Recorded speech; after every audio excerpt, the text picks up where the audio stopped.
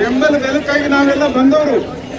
ಆ ರೀತಿಯ ದಾವಾರಿ ಮಾಡುವುದರಿಂದ ಅಥವಾ ಗದ್ದಲ ಮಾಡುವುದರಿಂದ ಸರ್ಕಾರಕ್ಕೆ ನಾವೇನು ನಾವು ಮನವಿಯನ್ನು ಸಲ್ಲಿಸಲಿಕ್ಕಿದ್ದೀವಿ. ಈ ಮೂಲಕ ಏನಿದು ಸರ್ಕಾರಕ್ಕೆ ನಾವು ಇದನ್ನು ಚೌಳಿ ಮಾಡ್ಕಿಸಿ ತೋರಿಸ್ಲಿಕ್ಕಿದ್ದೀವಿ.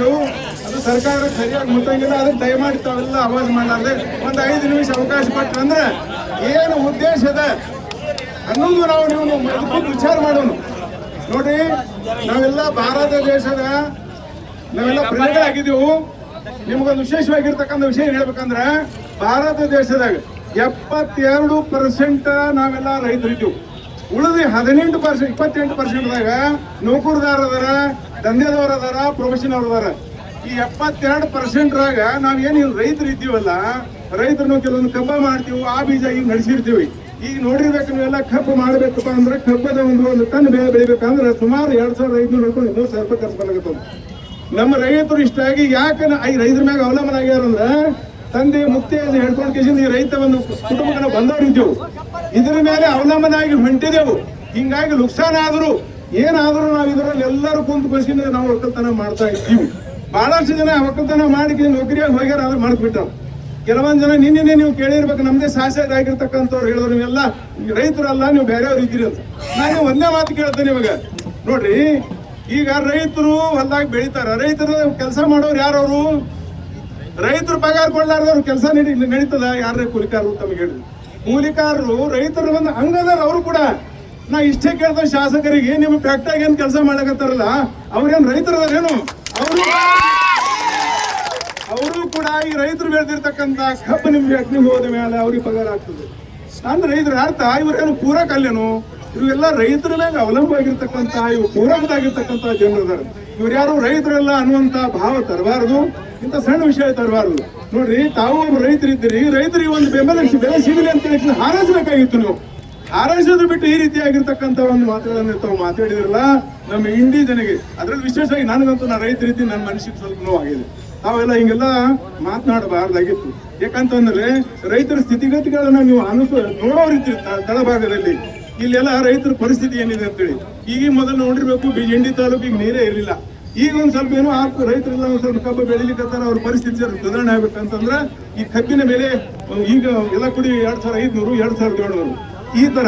ವಿಶೇಷವಾಗಿ ನಾವು ಬಿಜಾಪುರ ಸೈಡ್ ಸ್ವಲ್ಪ ಚಲೋ ಇದೆ. ಯಾಕಂದ್ರೆ ಇಂಡಿ ಸೈಡ್ ಯಾಕಂತಂದ್ರೆ ನಿಮ್ಗೆ ಹೇಳ್ಬೇಕಂದ್ರೆ ಈ ಮಗ್ಗಲಿಗಿನ ಮಹಾರಾಷ್ಟ್ರದವರು ಇವರು ಎಲ್ಲರೂ ಕೂಡಿಸಿ ರೇಟ್ ಫಿಕ್ಸ್ ಮಾಡ್ತಾರೆ. 2500-2600 ರೂಪಾಯಿ ನಮ್ಗೆ ಕೊಡ್ತಾರೆ.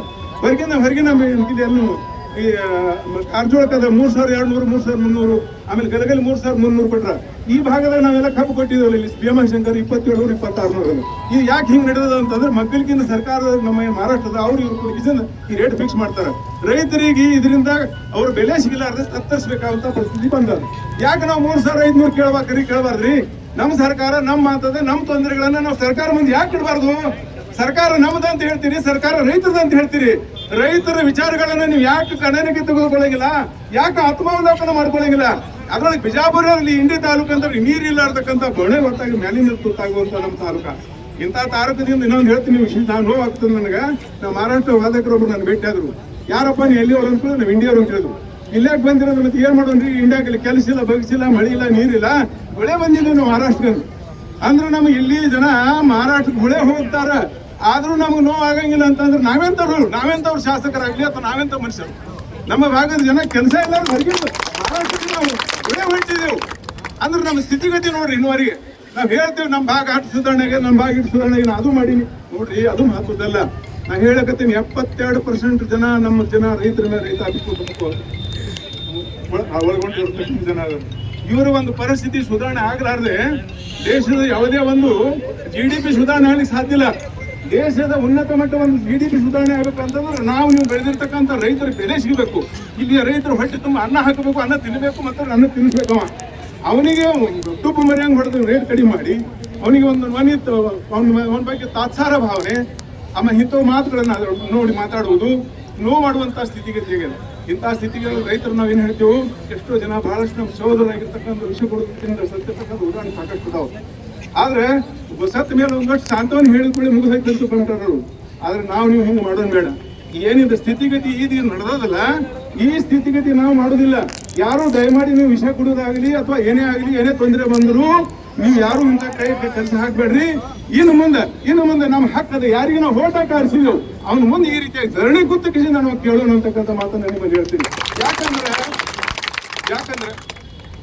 ಯಾಕಪ್ಪ ಅಂತಂದ್ರೆ ನಮ್ಮ ಶಾಸಕರ ಅಥವಾ ನಮ್ಮ ಇಲ್ಲಿ ಆಚರಿರ್ತಕ್ಕಂಥ ಯಾರೇ ನಮ್ಮ ರಾಜಕೀಯ ಪ್ರತಿನಿಧಿಗಳು ನಮ್ಮ ಹಿರಿಯರಿದ್ದಂಗ, ನಮ್ಮ ಮನೆ ಕುಟುಂಬ ಹಿರಿಯರಿದ್ದಂಗ ಅವರೆಲ್ಲ ನಾವು ಮಾತಾಡಿರ್ತಕ್ಕಂಥ ನಮ್ಮ ತೊಂದರೆಗಳನ್ನ ನಮ್ಮ ತಂದೆಗೆ ತಾಯಿಗೆ ಹೇಳಿದಾರ ಇನ್ಯಾರಿಗೆ ಹೇಳೋಣ ನಾವು? ಅವ್ರಿಗೆ ಹೇಳಬೇಕಲ್ಲ. ಅದಕ್ಕೆ ಮೊನ್ನೆ ನಾನು ನೋಡಿದೆ, ನಮ್ಮ ಸಕ್ಕರೆ ಮಿನಿಸ್ಟರ್ ಆಗಿರ್ತಕ್ಕಂಥ ನಮ್ಮ ಭಾಗದಲ್ಲಿ ಆಗಿರ್ತಕ್ಕಂಥ ಶಿವಾನಂದ ಪಾಟೀಲ್ ಸಾಹೇಬ್ ಕೂಡ ಒಂದು ಮಾತು ಅಂದರು. ಅದು ನನ್ನ ಸ್ವಲ್ಪ ಮನಸ್ಸಿಗೆ ಆನಂದ ಅನ್ನಿಸ್ತು. ಯಾಕಂತಂದ್ರೆ ಅವ್ರು ಹೇಳಿದ್ರು FRP ಅನ್ನುವಂಥದ್ದು ಸೆಂಟ್ರಲ್ ಗೌರ್ಮೆಂಟ್ ಸ್ಕೀಮ್ ಅದ, ಅದನ್ನ ಅವ್ರು ಮಾಡಿದ್ರೆ ಅಂದ್ರೆ ನಾನು ಪ್ರಯತ್ನ ಮಾಡ್ತೀನಿ, ನಮ್ಮ ಸರ್ಕಾರಕ್ಕೆ ಒತ್ತಾಯ ಮಾಡ್ತೀನಿ, ನೀವು ಹೇಳ್ದಂಗೆ ನಾನು 3,500ಕ್ಕೆ ತರಲಿಕ್ಕೆ ನಾನು ಪ್ರಯತ್ನ ಮಾಡ್ತೀನಿ ಅಂತಕ್ಕಂಥ ಒಂದು ಮಾತು ಹೇಳಿದ್ರು. ಮನಸ್ಸಿಗೆ ನೋವಿಲ್ಲ, ನನಗೆ ಆನಂದ ಇರುತ್ತೆ. ಯಾಕಂದ್ರೆ ರೈತರಿಗೆ 3,500 ಕೊಟ್ಟರು ಭಾಳ ಕಡಿಮೆ ಅದ. ಹೊರಗ ಉತ್ತರ ಪ್ರದೇಶದಾಗ ನೋಡ್ತೀನಿ, ನಮ್ಮಲ್ಲಿ ಉತ್ತರ ಪ್ರದೇಶಕ್ಕೆ ಹೋಗಿದ್ದನ 4,500 ರೇಟ್ ಅದ ಮಿತ್ರರೇ. ಕಬ್ಬಿನ ಬೆಲೆ 4,500 ಉತ್ತರ ಪ್ರದೇಶದಲ್ಲಿ. ಇಲ್ಲಿ ಯಾಕೆ ನಮಗೆ ಹಿಂಗಂದ್ರೆ ನಾವು ಸ್ಟ್ರೈಕ್ ಮಾಡಂಗಿಲ್ಲ, ಹೋರಾಟ ಮಾಡಂಗಿಲ್ಲ, ಸುಮ್ಕೊಂಡಿರ್ತೀವಿ. ಎಪ್ಪಡಪ್ಪ ನೋಡು ನಾವು ರಾಜಕೀಯ ಮಾಡೋದು, ಇಲ್ಲಿ ರಾಜಕೀಯ ಬೇಡ ನಮಗೆ, ಇಲ್ಲಿ ಯಾರು ರಾಜಕೀಯ ಮಾಡೋದು ಬೇಡ ನಮಗೆ. ನಮ್ಮ ಹಕ್ಕನ್ನು ನಾವು ಕೇಳಲಿಕ್ಕೆ ನಮ್ಮ ಹಕ್ಕದ. ನಾವು ಭಾರತ ದೇಶ ಪ್ರಜೆಗಳಾಗಿರ್ತೀವಿ, ನಾವು ಭಾರತ ದೇಶದ ರೈತರಾಗಿರ್ತೀವಿ, ನಾವೆಲ್ಲ ಕೇಳಬೇಕಾಗಿದೆ. ಅದಕ್ಕೆ ಇಂಥ ಒಂದು ಕೆಲಸ ಮಾಡಿದೆ.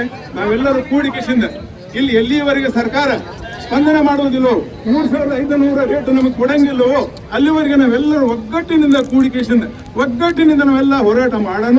3,500 ಕೂಡ ಕಡಿಮೆ ಅದ, ಆದ್ರೂ 3,500 ಮಾಡಿದ್ರೆ ತಪ್ಪೇನಿಲ್ಲ. ಈ ಸಾರಿ ಅಲ್ಲ, ಮತ್ತೊಂದು ಸಾರಿ ಅದು ಮುಂದೆ ಏರ್ಬೋದು.